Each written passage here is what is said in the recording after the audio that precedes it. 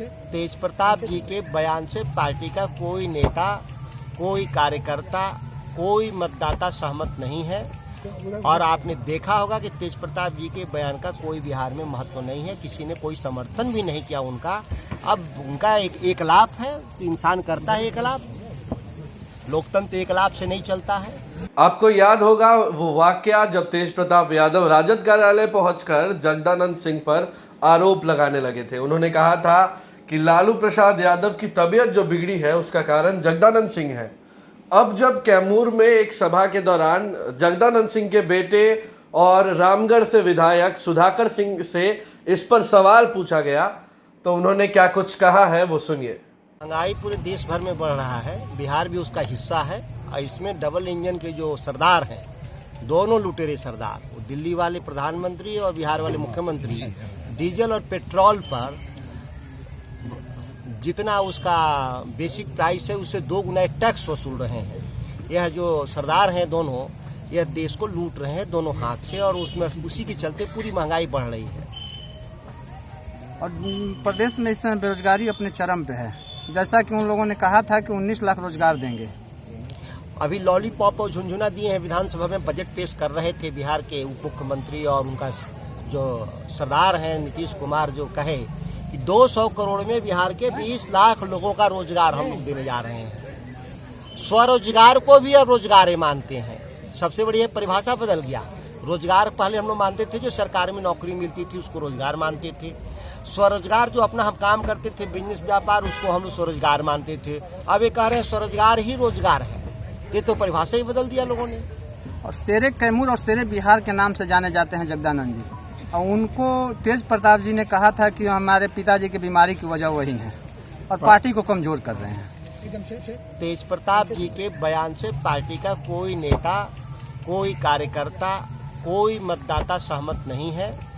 और आपने देखा होगा कि तेज प्रताप जी के बयान का कोई बिहार में महत्व नहीं है, किसी ने कोई समर्थन भी नहीं किया उनका। अब उनका एक लाभ है, इंसान करता है एक लाभ, लोकतंत्र एक लाभ से नहीं चलता है, प्रलाप से भी नहीं चलता। वो तो पार्टी के बड़े नेता गिने जाते हैं। पार्टी के नेता हैं, बड़े नहीं, पार्टी से बड़े नहीं है, पार्टी से। किसान आंदोलन के विषय में क्या कहेंगे? सरकार के द्वारा कहा जा रहा है कि किसानों के लिए, किसानों के हित में ये बिल लाया गया है, मगर आप लोग विरोध कर रहे हैं। बिहार में 2006 में यह कानून आया था। जो दिल्ली में कानून बना है, भारत की सरकार ने जिस कानून को बनाया है, यह कानून बिहार 2006 में आया। आप देख लीजिए, आप तो गवाह हैं, पत्रकार भी और किसान भी हैं। 2006 के बाद जब से कानून है, दुर्दशा ये है कि जो न्यूनतम समर्थन मूल्य से 40% कम दाम पर किसान का अनाज बिक रहा है, वो गेहूं हो, धान हो, मक्का हो, जो भी है। तो ये जब पिछले 14 सालों से साबित है कि इसकी कानून से आने से किसानों को घाटा हुआ है, तो दिल्ली में जो कानून आया है और घाटा बढ़ेगा, इसके चलते किसानों का घाटा बढ़ेगा। कोई एक साबित कर दे कि किसानों को मुनाफा हुआ इस काम से, कहीं कोई बता दे आंकड़े, अगर भारत सरकार के पास हो, नीतीश कुमार के पास कोई आंकड़े हो। सिवाय यह जमीन पे खेती नहीं करते, ये कागजों की खेती कर रहे हैं। कागजों में खेती समझ रहे हैं ना, आंकड़ों की खेती कर रहे हैं। इस आंकड़ों की खेती से लोगों का पेट नहीं भरेगा।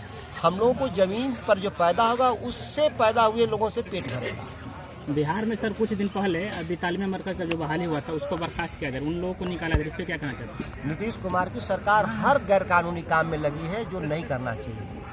हम इसके खिलाफ हम लोग प्रस्ताव देने वाले हैं। आप देखिएगा सोमवार को कि तालीम मरकजों को किस गलत तरीके से नीतीश कुमार ने फंसा करके और निकालने का जो काम किया, और हाई कोर्ट के आदेश को भी नहीं मान रहे हैं। उच्च न्यायालय ने आदेश दिया कि नहीं कि नियुक्ति सही है, और फिर आज कह रहे हैं कि नीतीश कुमार नहीं मान रहे हैं, डबल बेंच में जाने की बात कर रहे हैं। ये कोई रोजगार देना ही नहीं चाहते। हम लोग तो बार बार कर रहे हैं, आप 19 लाख के झांसे में क्यों हैं? ये 19 लाख निकालने वाले लोगों में से हैं, जो इनको नौकरियां मिली हैं उनको ये बाहर करने वाले लोग हैं। आप देखिए देश में प्रधानमंत्री कहे हम 2 करोड़ लोगों को नौकरी देंगे, और जब सरकार में आए तो हर साल 2 करोड़ नए नौकरी तो मिले नहीं, 2 करोड़ पुराने नौकरियां भी चली गई।